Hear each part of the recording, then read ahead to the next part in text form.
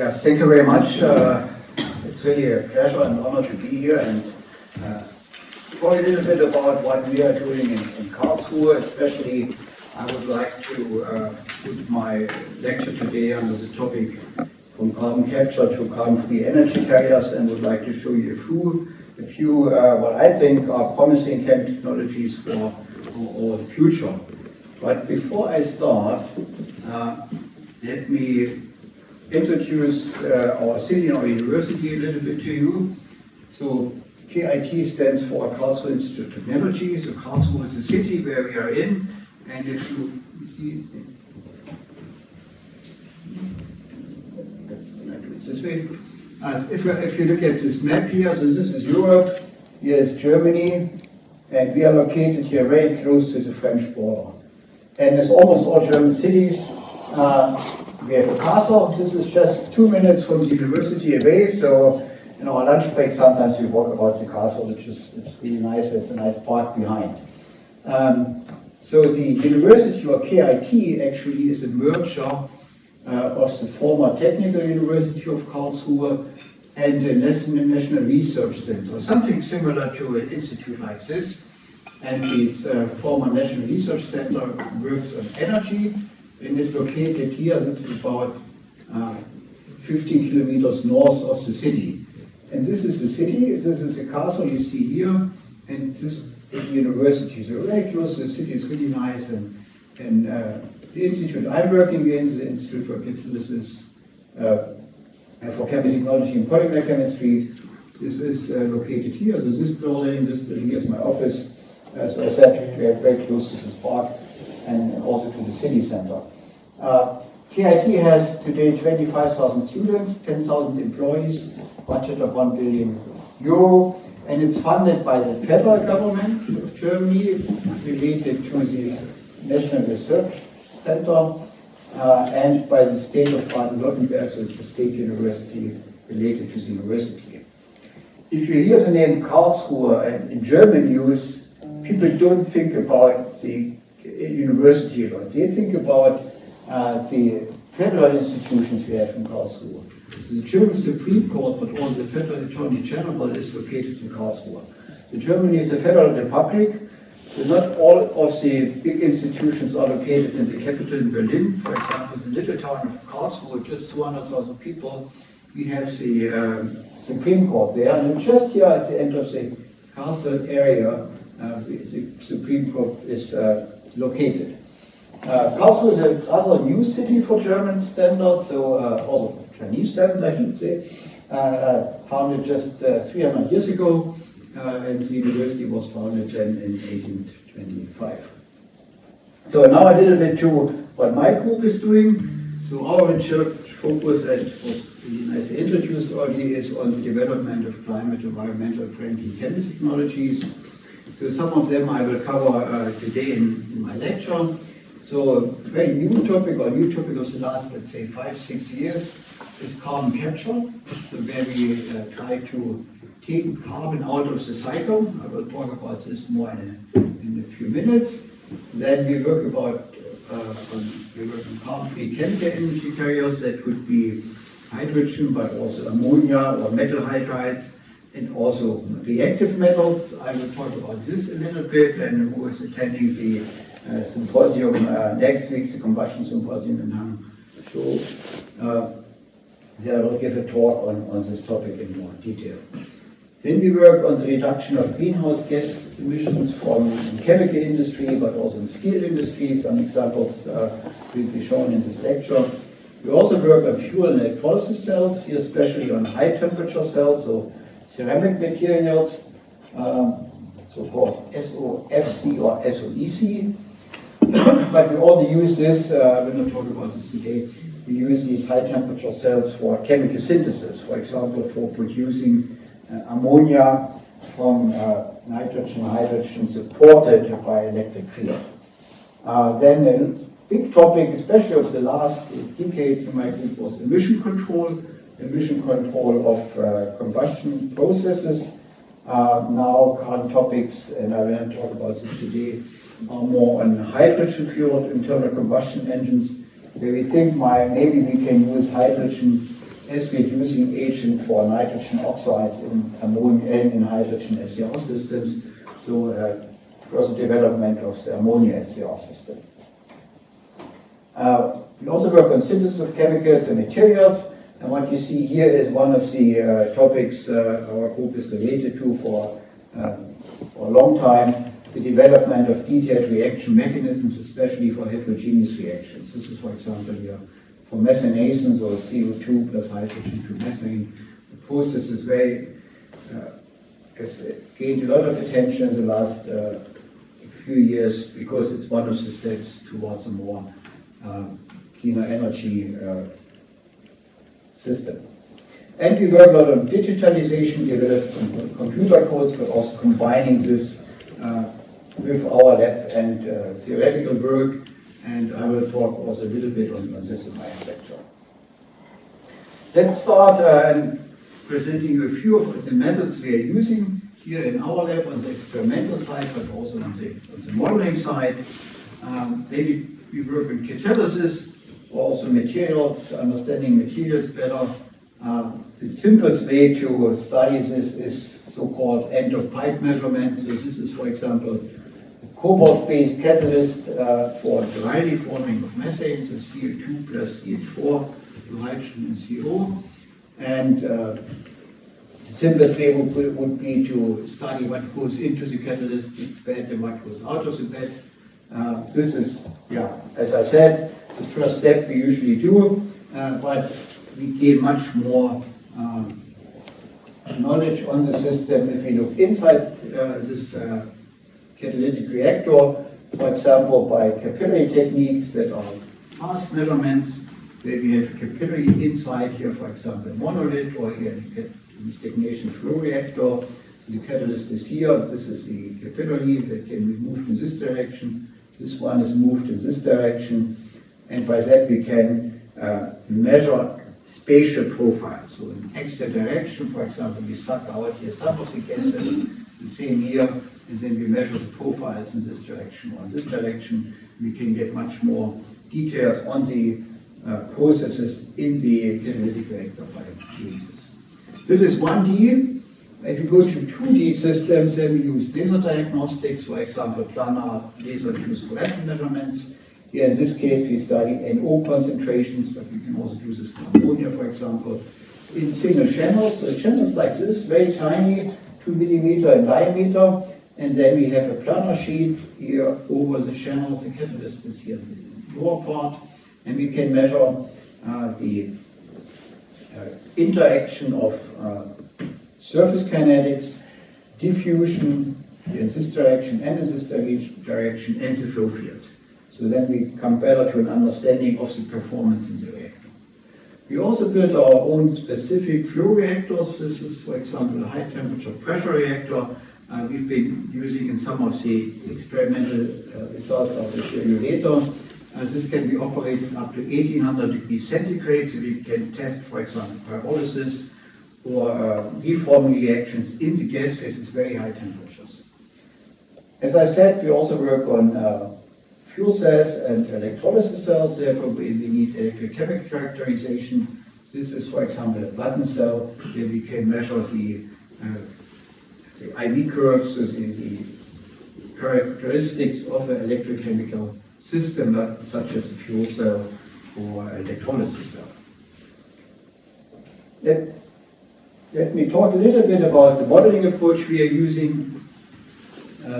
So if you talk about modeling of heterogeneous chemical reactions, but also homogeneous reactions, the standard today is using quantum mechanical simulations or DFT simulations to understand better what happens on the molecular level. So how is the energy needed for breaking this bond, for example? And I learned this morning that also here DFT is one of the tools to understand the chemical system in detail.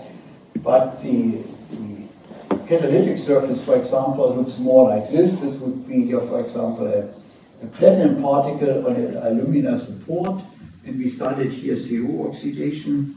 And what you see here are the moving atoms on this platinum particle. So the white sphere is one platinum atom.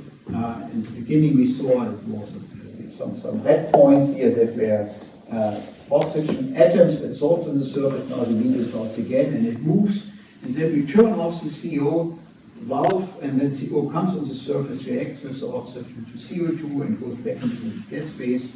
And then after a certain time, we see that the surface, now it starts again, the surface is mainly covered by CO, because CO has a higher sticking coefficient on this platinum particles than oxygen has. So you can use this information, feed this in the so-called Monte Carlo simulation to study the interaction of catalytic kinetics and diffusion processes and adsorption and desorption to inform the gas phase.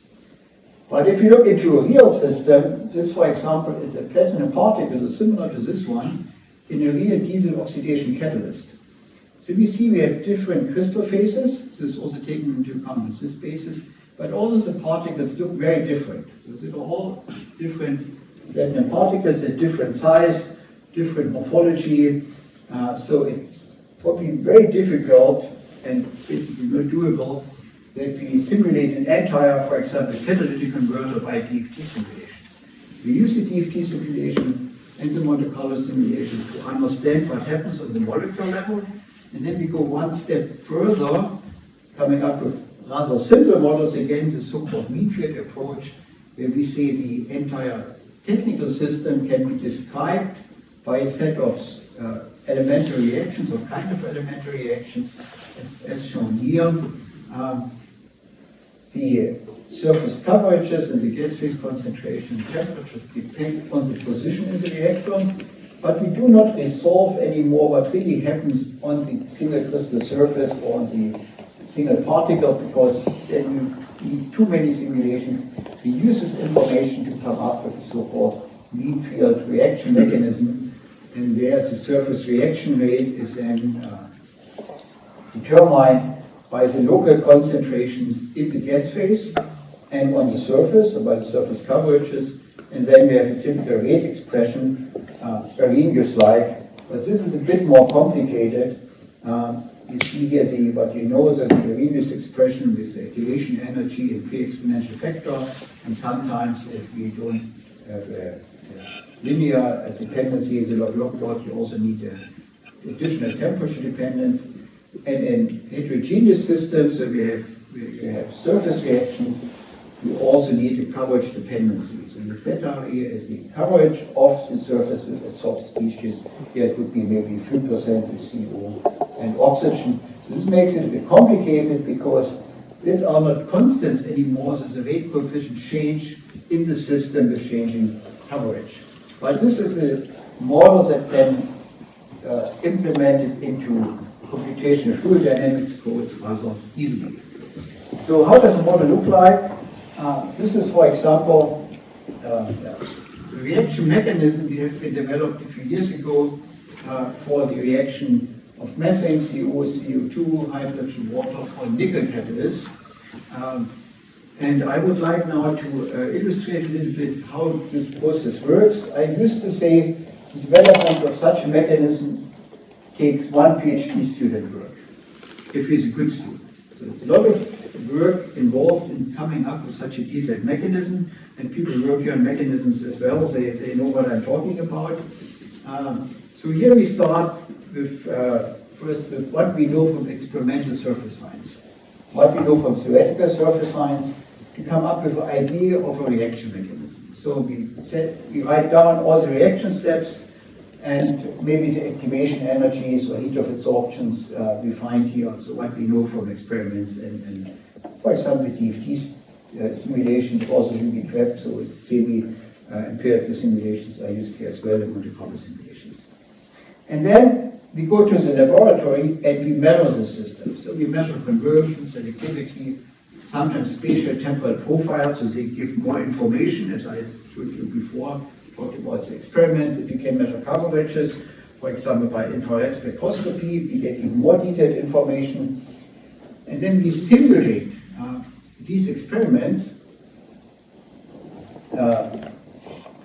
with computer codes. And if you simulate the experiments, they could also come from different groups with different reactor setups. We need to include what happens in in the gas phase, so what happens in the flow field, diffusion, the convection, heat balances, but also maybe gas phase kinetics, if we look at high temperature catalysis, at high temperatures where we can also have reactions in the gas phase.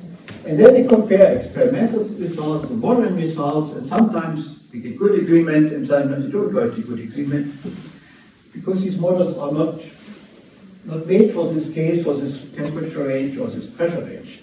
And that means we have to revise our reaction mechanisms, and to do this, we use tools like sensitivity analysis and reaction flow analysis.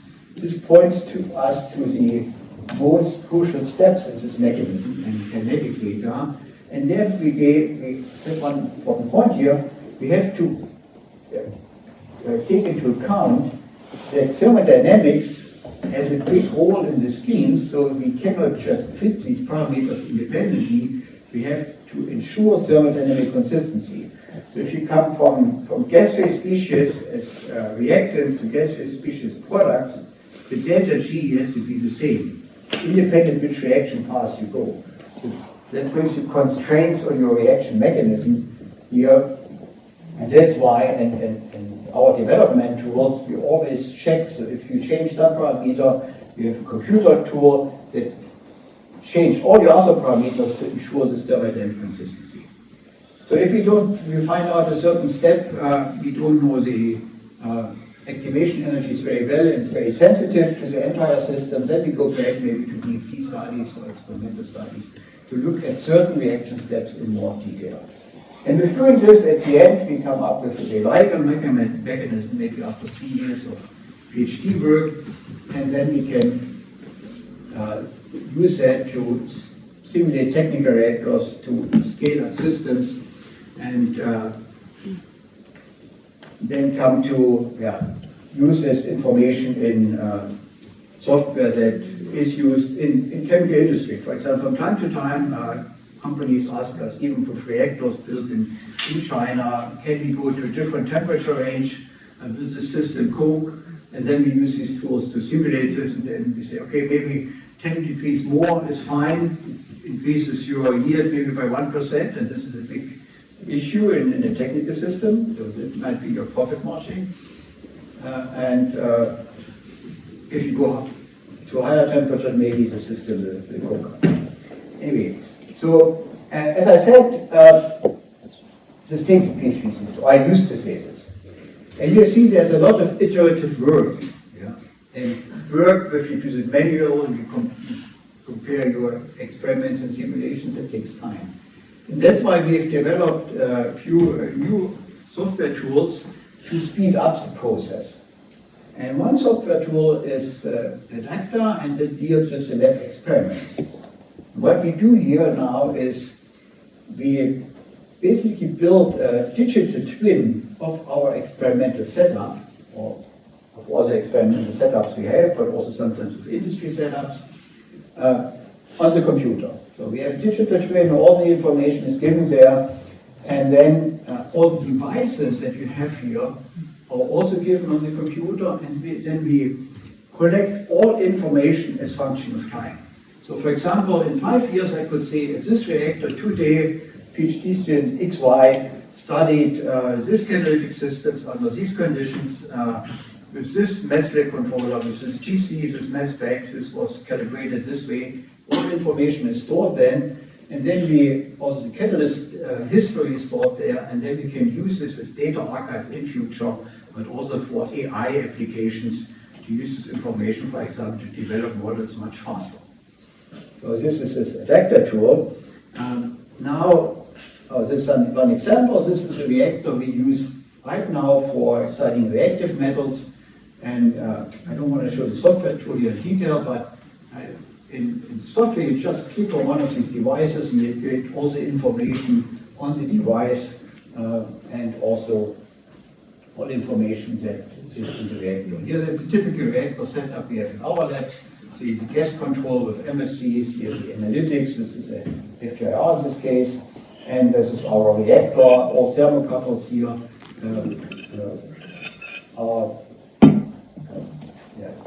I have a copy on the computer code as well, and also details are stored there.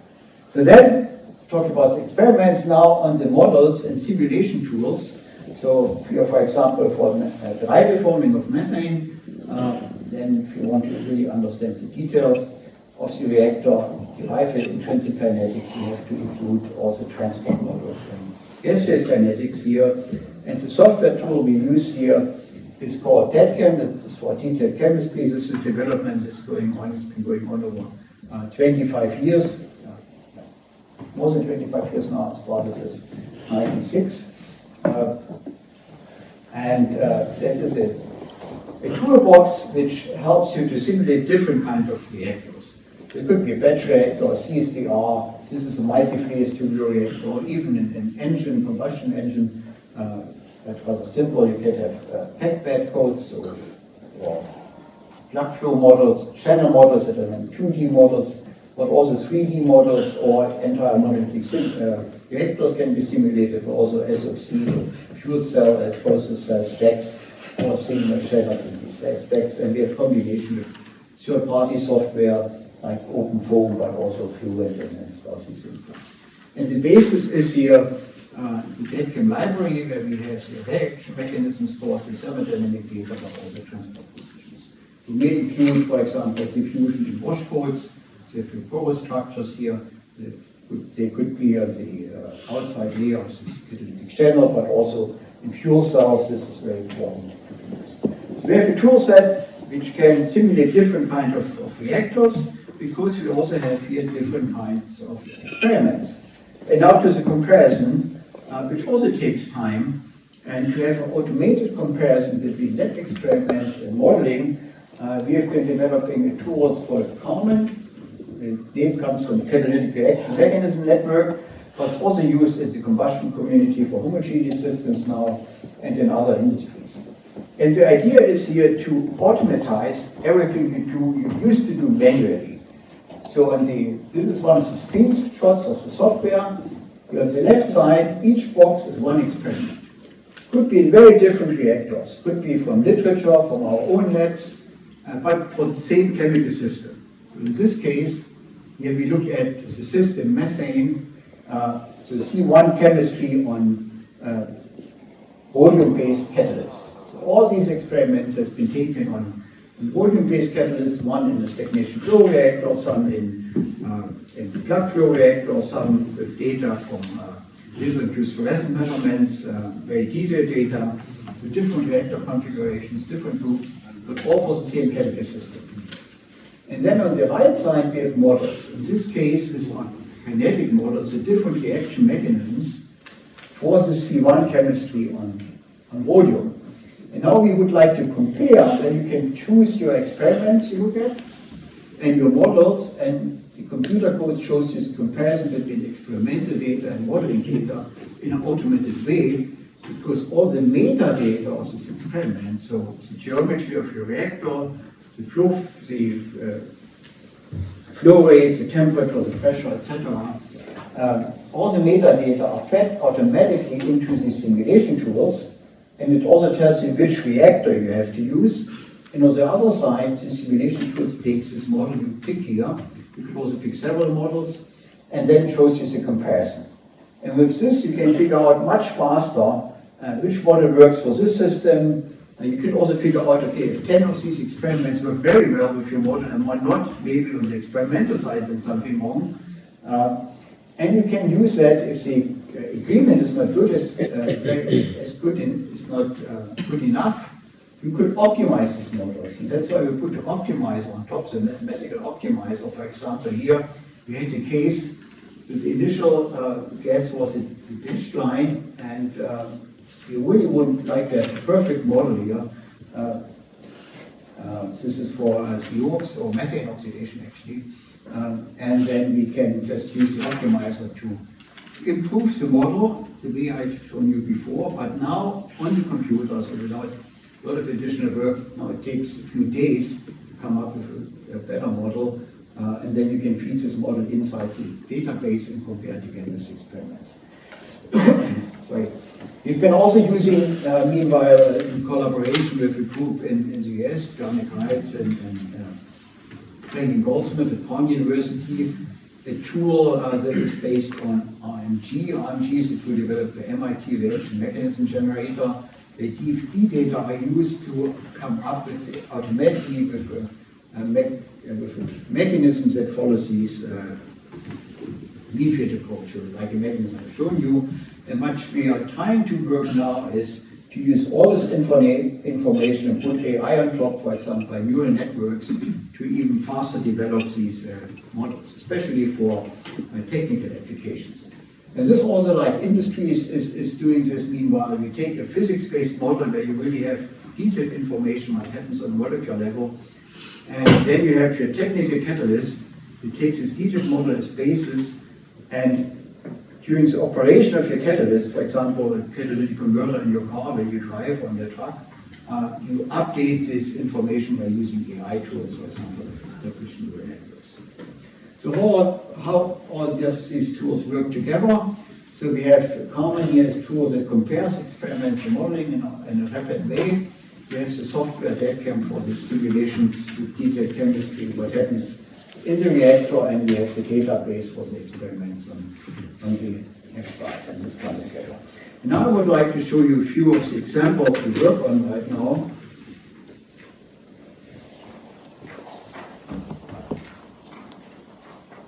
And the first example is the carbon capture by pyrolysis.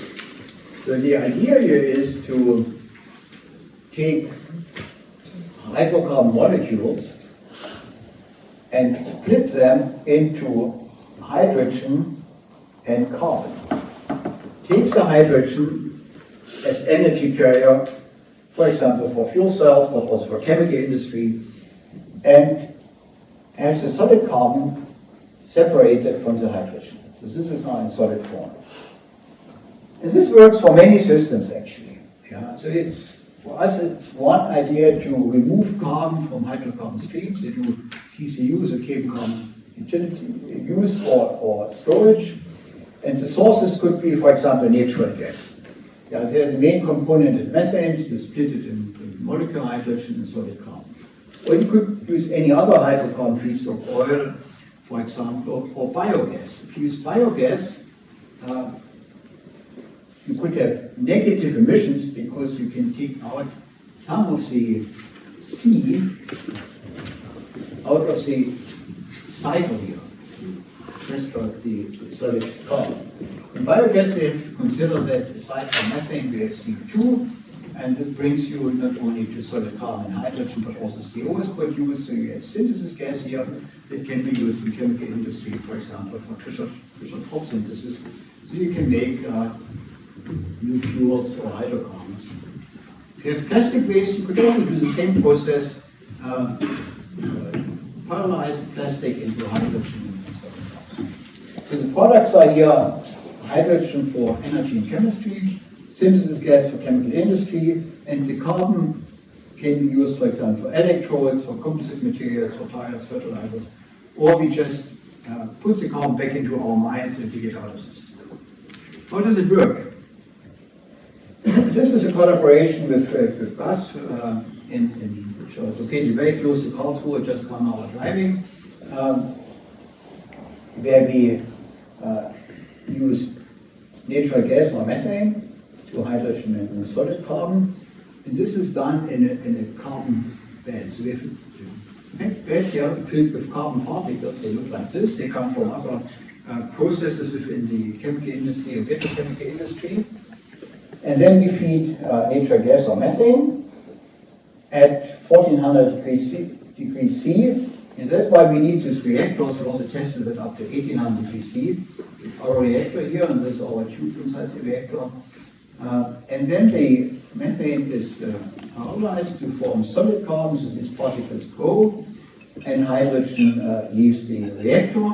And since carbon particles are an electric conductor, we could heat the entire system, for example, by resistive heating using renewable electricity. And makes this environmental climate-friendly process. And since the carbon particles will grow, at some time you have to take them off, so that's why we use a moving bed. So this bed here moves downstream or downwards, and then actually upstream, because we have this direction, and the bed moves from the calorimetric point of view downward, and then we take off the carbon particles that are large enough, the small ones we can feed again here, and take them off of the reactor. And by this, we can proceed with the system. I choose this because so our task here was to model and simulate the system and develop computer codes you can use now in scale-up. And when we started this about 5 years ago, we realized it's a very complex process.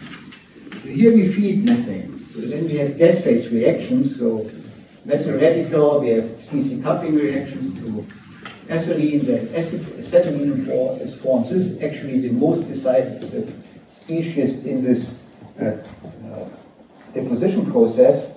Then you form benzene, molecular growth processes up to soot formation. So what we have here is we have gas phase reactions in and outside the carbon bed. So even in front of the carbon bed, if the temperature is high enough, we may have gas phase reactions. So this has to be models that we take reaction mechanisms from the combustion community. We have deposition of small hydrocarbons here and aromatics on the particles directly. We let them go, but we also have formation of soot. And the soot can be deposited on the particles, on the reactor walls, but also here in between the particles. And that means with time, so when we start the process, you have a continuous change in the porosity inside the particle and the porosity of the bed. We have spatial and temporal variation of external and internal porosity, and this again influences the flow through the bed and external internal diffusion balances, but also heat balances. So it's a rather complex issue. We need very different models to combine that in a computer program. So we developed a new PDR, so fast bed reactor code here to describe the system. But the nice thing is it works very well. So we can now at 1400 C, we can convert 99% of the methane to hydrogen and solid carbon. So solid carbon looks like this. These are the carbon particles when they grow. We do X-ray tomography to understand the structure. The carbon deposited on the walls are more graphitic, as you see here. That can be used maybe in future for electrode applications and battery development. And we can also predict the carbon deposition, but also hydrogen release as function of the bed length. So this would be the bed entrance, and this would be the bed exit in our lab experiment. So you see hydrogen evolution starts right at the beginning of the bed. Then we have here this methane concentration. And now we can simulate compare the experimental data, the deposited carbon as function of time. You see, okay, right in so our bed is a fixed bed. Right in the center of the bed, in the first part, we have the highest carbon formation rate. That's why you also need to move the bed downwards to remove the larger particles. And the software is now used for scale up, and this is the pilot plant in Ludwigshafen, Germany, of BASF, where they use this process to take the carbon out of the natural gas stream. As said, we can also use that for biomass. And this is shown in this figure. So biomass usually has a biogas derived from biomass. Usually has a methane CO2 ratio of 2. So we have here CO2 and biogas. And again, won't like to split this to solid carbon and hydrogen. Now the products will also be CO because we have C in the system and oxygen in the system. At these temperatures, again, the conversion is not as high as in the case before, but we reach about 95%, 98% selectivity to hydrogen, and solid carbon yield is about 70% in best cases. And I would like to draw your attention to the figures on the right side. So these pink symbols denote the case where we have pure methane and biogas with different methane CO2 ratios. We get in the fixed bed reactor also a conversion of 98%. This would be the case with methane I showed before, where we really can basically convert all the methane to solid C and hydrogen. Here it's a bit lower, but still 98%. You can even do this in an empty tube.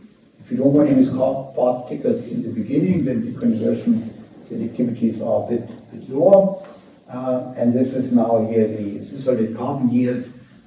As I said, almost 100% for the methane case, and the yellow here, about 50 in best case, up to 70% for the biogas case. What we have to consider is that we have small amounts of aromatic compounds. If you would like to use polycyclic aromatic compounds, if you would like to use the material later, for example, the carbon material, you have to really understand this and clean this. Otherwise, you get polycyclic aromatic compounds no one likes. For example, if you use it in electrode materials or as fertilizer to improve the porosity of agricultural soil. So this is why we do a lot of GC analytics of these aromatics which stick on the carbon particles. Let's shift gears and come to another issue we currently work on. That is reuse of carbon to reduce greenhouse gas emissions, especially CO2. This is the mechanism we have seen before. The mechanism was then extended to describe dry reforming of methane over this cobalt catalyst. This nice thing with this new catalyst developed together with Bas and is that it doesn't coke anymore. So the old nickel catalyst cooked up very, very quickly. You have, if you have a lot of carbon in the system, of course, coking is an issue. And we could understand how this cycle works here, and also develop the microkinetic models that are now used in the pilot and even in the industrial plants. The first industrial realization actually is in China by Linde for this process. So here we reuse CO2. So when we started this project about 15 years ago, the interest from industry was to have a new catalyst that doesn't coke. To produce hydrogen CO ratios of 1, for example, for methanol synthesis or other oxysynthesis processes. But with time, and people and countries were even more aware of the greenhouse gas problem, more and more industry has interest in using this process because we reuse CO2 here. In all chemical industry, you have a lot of CO2 production, and if you can reuse directly in the plants, that would be a nice thing. And very similar, so a few years later, so here you use a catalyst. Steel industry approached us and said, we read your paper that one can convert this methane and CO2 also under homogeneous conditions. I have to go back here. When we developed this, development was over several years. In the beginning, the catalyst, also this catalyst coked up. And we tried to understand why it coked up. And the reason was that we had gas phase reaction in front of the catalyst pad, converting a little bit of the methane to acetylene, so CC coupling. Acetylene then coked up the catalyst. And we wrote a little paper on this, and then the industry understood this, and they just didn't heat up the first part, then it worked. But the steel industry guys read this paper and said, oh, maybe we can use that. And the idea came up together with Paul Wirth, steel technology company in Luxembourg. We now, if you look at steel industry is responsible for about 8% of the global direct CO2 emissions. Big impact. And in future, of course, we will go to hydrogen to reduce the iron ore to iron. But to do this, to have a hydrogen-based steel industry, we basically need new steel plants. So a lot of investments. And I always teach my students, I say, it matters what we do the next few decades, not what we do in 50 years, that we are at net zero in 50 years. We have to do something now concerning climate change. And that's why I believe to improve existing technology will play a very crucial role in the next decades. And there's one point here. So if you look at a steel plant, you have a coke oven and you have your blast furnace where you produce your steel. and you reduce the iron ore, so iron oxide to iron, usually with the coke coming from the coke oven. But the coke oven exhaust, so the off gases of the coke oven contain methane, about 20% methane. The exhaust gases of the blast furnace contain about 20% CO2. Now we mix these two streams and we feed this into the calipers. Those are these huge reformers you see in a steel plant. So they are operated in transients way, they are heated up and then cooled down, and when they are heated up, we can feed this gas, and the temperature between 900 and 1400 degrees centigrade, we can feed this gas to reform now the methane CO2 to hydrogen and CO, synthesis gas. And then we take the synthesis gas and feed this into the blast furnace to reduce the iron ore. And that saves coke. Yeah, we still use this coke, but we can reduce the amount of coke. And in total, we can reduce the CO2 emissions by this very simple retrofitting of a steel plant. And the first realization is now by Tata Steel in India. And we can use this simple retrofitting to reduce the CO2 emissions by 12%. If you take this number into account, you end up with 0.5% global CO2 emissions, just if you would have a worldwide implementation of this retrofitting to steel plant. And it's not a lot of effort to do, cost-like, but a big impact of worldwide CO2 emissions. Talking about reducing greenhouse gases, let me say a few words about collaboration. Here we have due to Carl Cedric here, who was at this institute.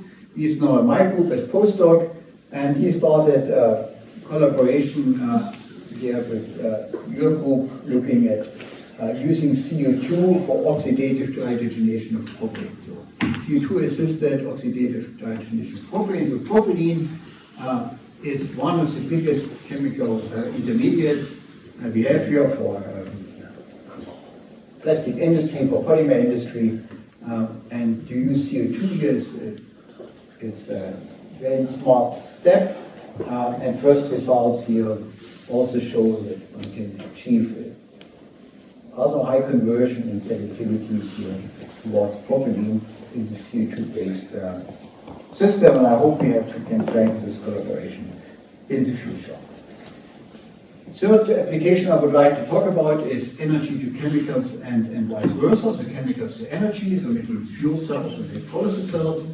Here we have a strong collaboration with Beijing Institute of Technology in Tsinghua, but also with other groups worldwide.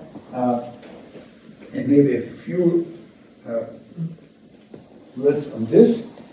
So we mainly work here on multi-scale modeling of these fuel and electrolysis cells. What does it mean?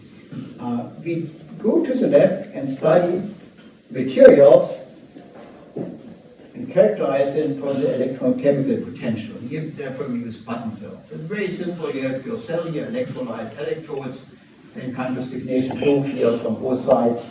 And then you measure, for example, impedance spectroscopy or simple current voltage curves. So you can characterize by a simple experiment this cell and develop electrochemical models. And then we use these models to describe the repeating units, the individual cell in a SOFC or SOE stack. Now we have again to introduce diffusion through the electrodes, convection in the channels, in the fuel channel, in the air channel in this case, diffusion through the electrolyte here, also processes in the electrolyte, the electrochemical reactions in these cases. And with that, we come then to the 3D modeling. Now we do heat balances of the stack, in this case, a planar stack. And the next step would be then the plant modeling, where we then have the stack model combined with other components and blowers, heat exchangers, everything we have in the plant to really come from the simple single cell laboratory experiment to the entire plant. An application, for example, here for electrolysis, power to methane, so means renewable electricity. Here produces hydrogen by electrolysis, or hydrogen and CO by co-electrolysis, and then we use this by methanation to have a new energy carrier. In this case, it's methane. And the high temperature, usually people use PEM cells, low temperature cells. The high temperature cells have a very interesting feature. They are operated at 800 degrees centigrade, so they don't have the problem of CO poisoning. And we now use electrical power here to do the electrolysis. So we produce hydrogen, CO, as I said. And then we take CO2 from different sources of industry, for example. I will say more of the process in a few minutes. And we have our methanation reactor. We take CO2, hydrogen, and produce synthetic natural gas and methane. And since this process is exothermic and this is endothermic, we can have a very interesting thermal coupling of this process to increase the efficiency and end up now with an efficiency of about 80% in the best case for methane production, which is much higher than the normal efficiency. Also efficiency we can get if we use here PEM cells. So this is the potential for the high temperature electrolysis. And now back a little bit to the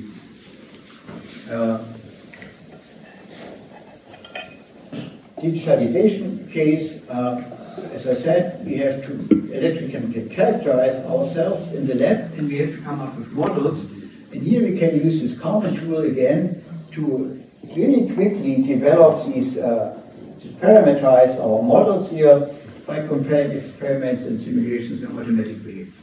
And Lukas Werler, he is now in industry, he did the master and PhD thesis in my group, and when he did the master thesis, this tool was not available, and he said, and he had to parameterize these electrochemical materials all the time.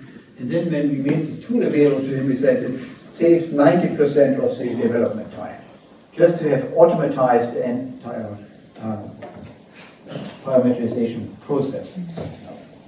And then we can use these models, as I said, here for the single cells, put this in step models where we can also then have the temperature distribution as function of time model, and then use it in performance maps. For example, to understand, here we use it for benchmarking different solid oxide cells for industrial power to methane process, and say, okay, this cell works better for this application because we have this heat release, for example, in a methanation reactor. This cell works better for another application. And then we can even go a step further and optimize the entire system. This is a new study just published a few days ago by Oscar Fürst, new PhD student. We have here 3 carbon capture technologies, so direct air capture, amine gas treatment, and biomass gasification, which we studied as input for our hydrogen, CO2 in our electrolysis cell. Again, we studied 2 different electrolysis systems and coupled that with 2 different methanation systems to come up with, to optimize the entire system now for concerning the total efficiency of the system from renewable energy plus CO2 from different sources towards synthetic methane at the end. If we turn this process around, we can use these cells as fuel cells, for example, for simple hydrogen oxidation in a solid oxide fuel cells, which also have the potential in the mobile sector. This is a study together, usually one different, the Beijing Institute of Technology and Nigel Brandon from Imperial College in London, where we try to understand the potential for the mobility sector concerning SOFC applications. Or you can also feed ammonia here and produce electricity. And this is one idea maybe for even aviation application, combining SOFCs with gas turbines. This study together with Colorado School of Mines in the US on the right side.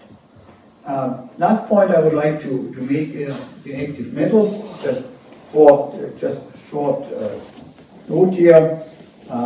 that's the topic I will talk about next Friday.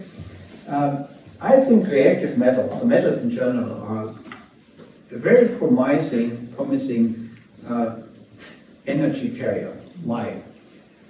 You could use renewable energy, so wind, solar, of course, nuclear energy, to reduce metal oxides.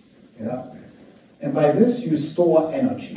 You make electrolysis hydrogen, you reduce the metal oxides, then you have metals, and then you can release the energy again here by oxidation to produce heat, hydrogen, or power. And then you, for example, can use the metal oxides and close the cycle by reducing them again. And you can split that temporally and spatially. For example, you could do the reduction in spaces where you have a lot of sun and wind, ship this to the places where you need the energy, release the energy and ship it back to places where you do the reduction with a very efficient electrolysis. And the nice thing with metals, and we mainly look at iron, we could also talk about aluminum, and iron is it's easy to handle, it's easy to transport, it's non-toxic. And now we can save energy as amount of 100 terawatt hours. And you can store this for a very long time. You have a very high volumetric energy density. Not from the calorimetric point of view, but from the volumetric point of view. So, and we need something in the future that substitutes oil, natural gas, and specifically coal. Yeah. And these fossil fuels have the potential that can store it for a very long time. Yeah, you can use it when you need it. This is very difficult with batteries, yeah, and also with hydrogen. With ammonia it's possible, but you still need a bit of energy to store the ammonia a long time, to liquefy it, and same with hydrogen. Reactive metals are one way here. And what you see here on the right side is an iron-powered flame. Yeah, so you can burn it. For example, one can use existing infrastructure like coal-fired power plants and retrofit these power plants and feed them with iron dust, and then use the entire infrastructure and you produce your energy, your heat and your electricity at the end. And then you take the iron oxides, it's also simple to collect the iron oxide dust here by filters, and reduce them again, for example, in fluidized battery reactors, and you close the circle. Today, 30% of the world's CO2 emissions come from coal-fired power plants. So in the long run, if you would substitute this is a huge potential. But it's not as easy as I said. So we study that in our labs. We started here with thermopneumatic analysis, or TGA, doing cycles. We have a small iron probe here, so iron particles, they look like that. Size is about 20 microns, what we study here. And then we oxidize them and we reduce them. This is the mass balance here over time. What you can see is, it's even better after the first few cycles. After 5-6 cycles, it's great. I think it's the same curve here. So when we have fully reduced it, it starts here again. So 10 cycles, so in the TGA, it works. But we have to consider that the particle morphology really changes when we do this. Yeah? And the internal process in the particles is also complex. So we start with reduced iron, you form an iron oxide layer here. We have lots of transport processes in this tiny particle here. Diffusion of cations, iron outwards of the particle, oxygen diffuses inside, and we have increased porosity formation. So a lot of different processes. You also see the initial phase is rather fast. This is here, and then we have a slow final oxidation, and it's rather similar on the reduction side. Then we moved on and we did this in a fixed bed reactor. And here you even see that we feed the oxygen into a bed of reduced iron particles. And if you do this with a small amount of oxygen, so flameless, you can see the reaction front. So this is the oxidized part, and this is the reduced part. And then we can take the particles and analyze them. But first I would like to say again, here we cycled this, same reactor, we did 16 times. And in the beginning, the first few cycles, the efficiency, the conversion was not very good. We ended up here with 85%. But after 5-6 cycles, we are very close to 100% Here in conversions, it means you fully reduce or fully oxidize the particle. And this is when we oxidize it in this case, and we measure the amount of water when we reduce it, we can measure the amount of water that comes out of the system. We reduce it with hydrogen in this case. But we also see the particles change, and I think we get this very high conversion here efficiency because the particles become more porous. We cut them, we see that it's very porous inside the particle, so it's easier for the reactions to diffuse inside the particle. As I said, one can also do this with steam. This is the so-called wet cycle, not so you oxidize with steam, then you produce hydrogen, and then you produce the hydrogen either in a fuel cell, but also for other applications. And reduction is again as I described before. So as I said, a lot of challenges here. We also need to look at different, we do it at mild conditions, so like we do it in my lab, or we do it in a flame, for example, in a power plant. Then the combusted powder looks a bit different. We also see some nanoparticles. We have to take care of this problem as well. And the particles melt here, so they are spherical. Our particles break up a little bit. And but I said I will talk about this more next Friday, who joins the Russian symposium. Okay, I see time is running, so let me summarize a little bit. So there are topics my group is working on. I didn't talk about the entire mobility sector, where we work on emission control at all, but also new processes are needed here. For example, we look at a lot at hybrid vehicles, so where you combine very small engines with batteries. I think that has a high potential in addition to electric vehicles, especially in rural areas or non-urban areas where you maybe don't have the infrastructure. Then you can have a nice combination with the small combustion engines and the battery. I didn't talk about other energy carriers here, ammonia or metal hydrides. So, for example, borohydrides are very efficient energy carriers, and they can be oxidized and reduced at mild conditions, so temperature of about 100 degrees centigrade. With that, I would like to use this lecture today. Would like to thank all the people who worked. This is my group now in Karlsruhe. I pictured him last year. Half of them are PhD students. And collaboration also with many institutions in China. And I would like to thank you for your attention. And I'm happy if you answer any, if you have any questions. And you can also contact me by email later. Thank you.